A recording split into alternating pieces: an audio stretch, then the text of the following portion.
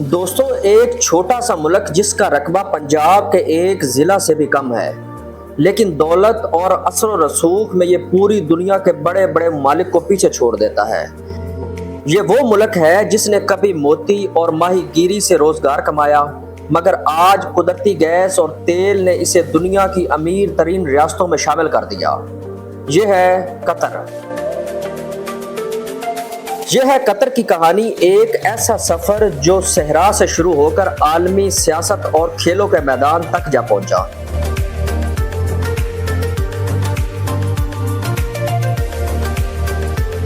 تو کرتے ہیں اپنی ویڈیو کا آغاز۔ بسم اللہ الرحمن الرحیم۔ السلام علیکم، welcome to my YouTube channel fun and knowledge میں خوش آمدید۔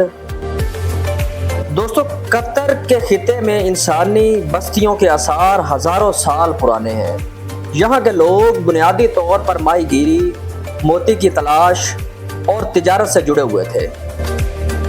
اسلام کی آمد کے بعد قطر کے قبیلے بھی تیزی سے اسلام قبول کرنے والوں میں شامل ہوئے۔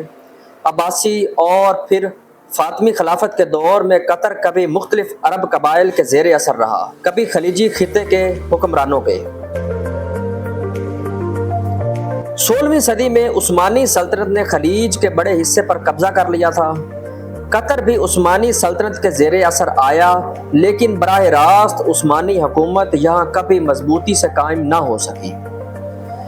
مقامی قبائل کی آزادی پسندی اور خلیج کے دور دراز محل وقوع کے باعث عثمانیوں کا اثر زیادہ دیر نہ رہا۔ 19ویں صدی میں عثمانی سلطنت اور برطانیہ کے درمیان خلیج پر اثر و رسوخ کی جنگ چلی، جس کے نتیجے میں قطر آہستہ آہستہ برطانوی اثر میں آ گیا۔ 19ویں صدی کے وسط میں شیخ محمد بن ثانی کو قطر کے بانی رہنما مانا جانے لگا۔ الثانی خاندان نے مقامی قبائل کو متحد کر کے اپنی حکمرانی قائم کی اور آج تک قطر انہی کے ہاتھوں میں ہے۔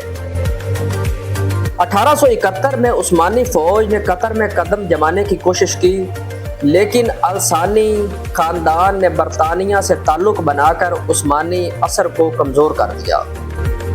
یوں قطر کا مستقبل الثانی خاندان اور برطانوی طاقت کے ہاتھ میں آ گیا۔ 1916 میں قطر نے برطانیہ کے ساتھ ایک معاہدہ کیا، جس کے تحت قطر نے برطانوی پروٹیکٹریٹ کا درجہ اختیار کیا۔ اس کے بدلے برطانیہ نے قطر کو بیرونی حملوں اور قبائلی دشمنوں سے بچانے کی ضمانت دی۔ 20ویں صدی کے وسط میں جب خلیج میں تیل دریافت ہوا تو قطر کی قسمت بدل گئی۔ بالآخر 3 سپٹمبر 1971 کو قطر نے مکمل آزادی حاصل کی اور شیخ خلیفہ بن حمد الثانی پہلے حکمران منتخب ہوئے۔ 1971 سے لے کر 1995 تک شیخ خلیفہ بن حمد الثانی نے تیل کی آمدنی کو قومی سطح پر استعمال کیا اور قطر کو ایک جدید ریاست بنا دیا۔ 1995 سے لے کر 2013 تک شیخ حمد بن خلیفہ الثانی قطر کو دنیا میں متعارف کرایا، الجزیرہ چینل قائم کیا اور 2022 ورلڈ کپ کی میزبانی جیتی۔ 2013 سے لے کر اب تک شیخ تمیم بن حمد الثانی، جو کہ موجودہ حکمران ہیں، جنہوں نے قطر کو مزید ترقی کی راہ پر ڈالا اور عالمی سیاست میں مضبوط کردار ادا کیا۔ دوستو، قطر کی سب سے بڑی تبدیلی اس وقت آئی جب یہاں تیل اور گیس کے قدرتی ذخائر دریافت ہوئے۔ آج قطر دنیا کے تیسرے سب سے بڑے قدرتی گیس کے ذخائر رکھتا ہے۔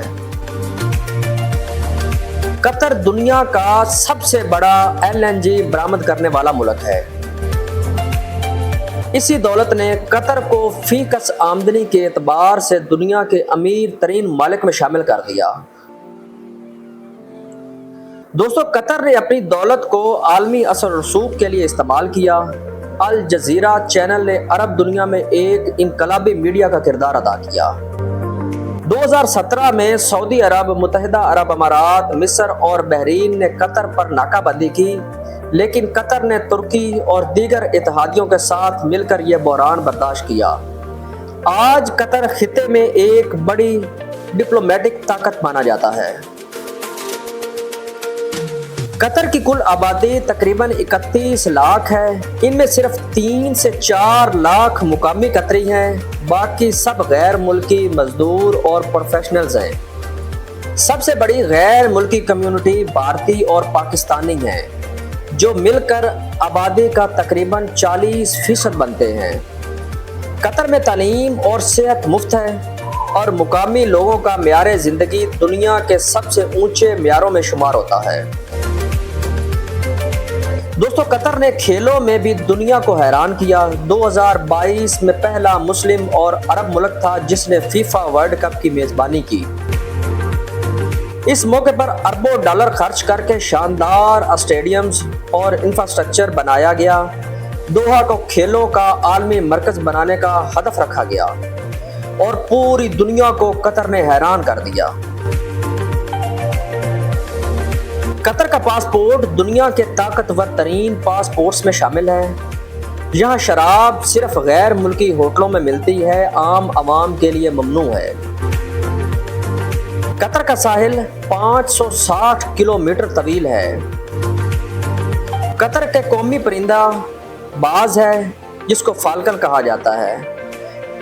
فی کس آمدنی کے لحاظ سے قطر ہمیشہ دنیا کے ٹاپ 5 ممالک میں شامل رہتا ہے۔